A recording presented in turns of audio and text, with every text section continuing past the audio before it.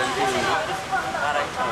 వారి ఉమ్మడి వరంగల్ జిల్లా పల్లెటూరులో జన్మించారు. అక్కడ జమీందార్స్ మీద పోరాటం చేశారు. మనకి గుర్తించాలి వారి కంట్రిబ్యూషన్, యోగదానం మన సమాజం కోసం. ఇప్పుడు మహిళా శక్తి కోసం మనం మహిళా శక్తి కేంద్రం రూరల్ డెవలప్మెంట్ డిపార్ట్మెంట్ నుండి ఇప్పుడు బాలికా గర్ల్స్ హాస్టల్స్ కూడా వేరే డిపార్ట్మెంట్ నుండి BC welfare, SC welfare, ST వెల్ఫేర్లో కూడా ఇప్పుడు నడుస్తున్నది. దాంతోపాటు అంగన్వాడీ కేంద్రం మహిళా శక్తి ఎక్స్టెండ్ చేయడం కోసం మనం ఎప్పుడు పనిచేస్తున్నాము. అందరికీ మనకి గుర్తించాలి వారి పోరాటం సమాజం కోసం.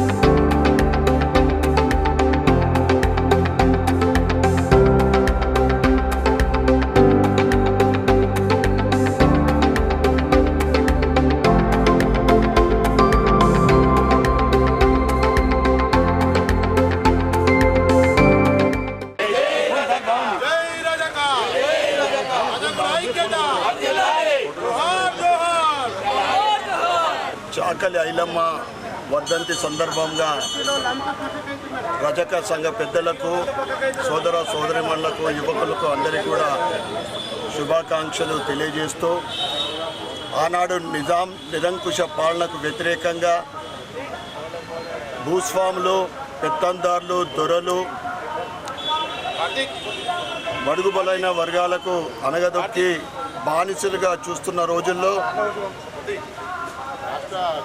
ఆమె భూస్వాములకు ఎదురొడ్డి దున్నేవాడిదే భూమి, పండించిన పంట దొరలపాలు కాకుండా ఎదుర్కొని భూ పోరాటానికి నాంది పలికిన వీర వనిత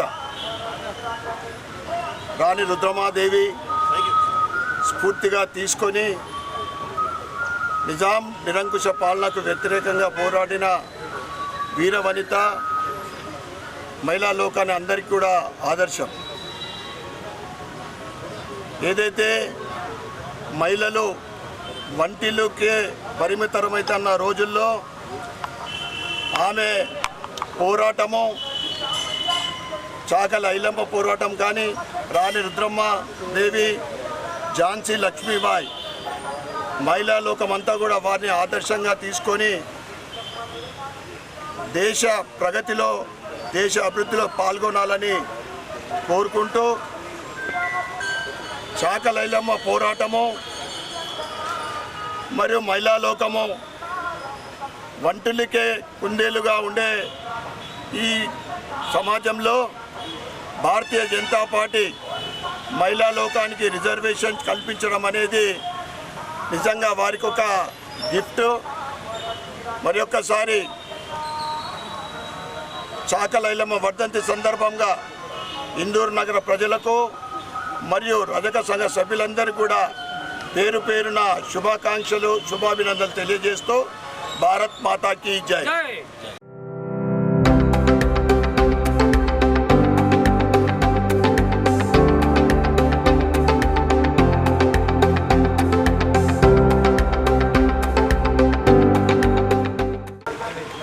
చాకలి ఐలమ్మ వర్ధంతి సందర్భంగా